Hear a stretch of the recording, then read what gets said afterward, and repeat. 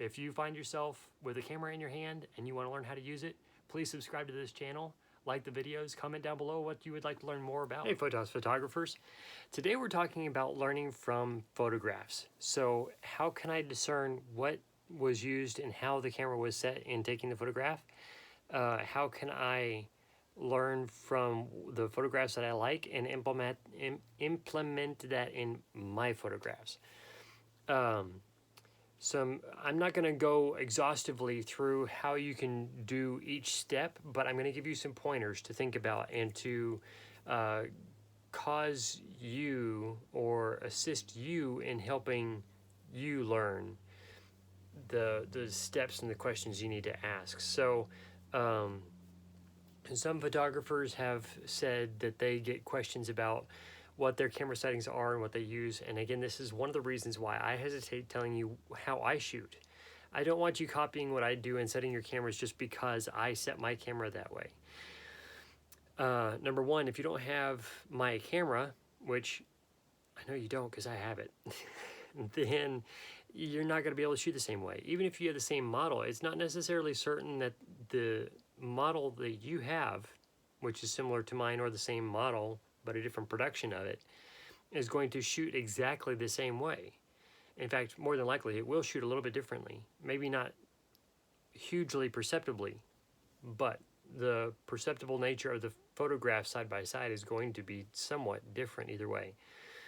And the point is, you're not me, so you're not going to shoot the same way I do, even if you wanted to shoot in a very similar way as I do. So be unique and shoot the way that you were intended to shoot. Shoot the way that God made you to see things, and shoot how you were designed to image them. In a photograph, what do you look at to consider what you like about a photograph and how that photograph was taken? We know that shutter speed has a great deal of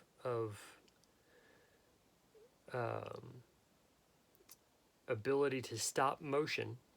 If it's the shutter is fast enough, there's enough light around in the scene of the photograph that the motion will be stopped, what we often call today in our art terms of stop motion. If the ISO is set too high, then you're going to see more grain, noise in the photograph. If it's set low enough, the shadows are going to be dark and there's going to be a density to them. You're not going to see as much detail in the shadow. It's going to be what we call a higher contrast image. That included with how quickly outside the focal plane that focus drops off. Now, it could appear to be a smaller focal plane because the closest object in the background is still far enough away to be blurry. So that information is going to tell you, perhaps giving you a range of aperture, but not zeroed in on it.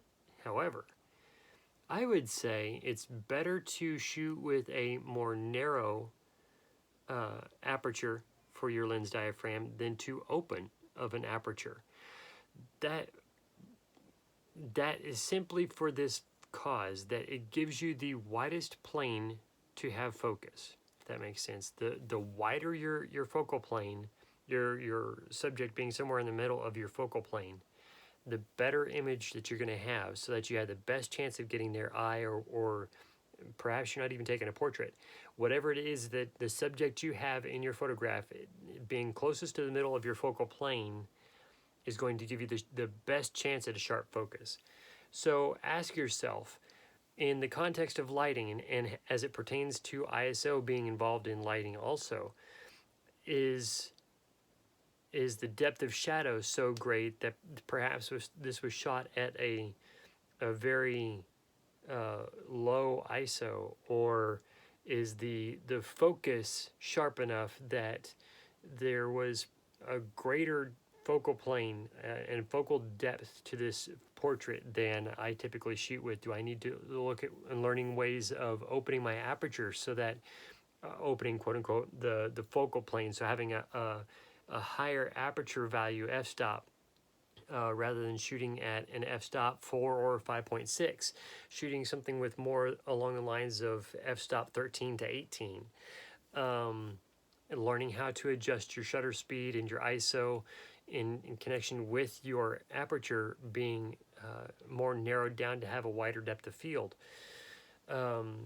If your interest is within the stop motion and you need to adjust your shutter speed to a faster shutter speed, instead of 1/60th of a second, adjusting that down to 1/250th of a second or anything near that, and learning how then to perceive the amount of light in your shot or add the amount of light you need in that shot so that you can get that stopped motion you're looking for.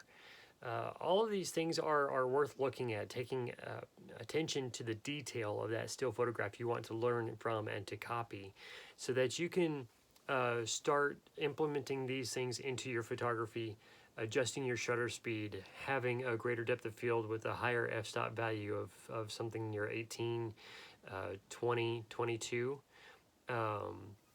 and increasing the contrast in your photographs, or perhaps decreasing the contrast of your photographs. Maybe you have been stuck on the ISO of 100. Maybe you need to back that off a little bit to 125 or 160 and soften the contrast a little bit so that there's not as singular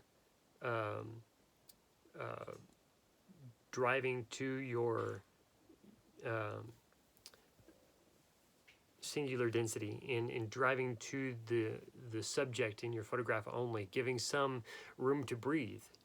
In some respects, that would be a way to consider it, so that your contrast isn't such black and white. There is a little bit of softening into gray hues throughout your image. So some quick thoughts in there in how to take a photograph and learn from it of what you like, what's drawing your attention to it, and being able to implement those things into your photography. Thank you so much for watching, and we love to hear how this content has added value to your photography.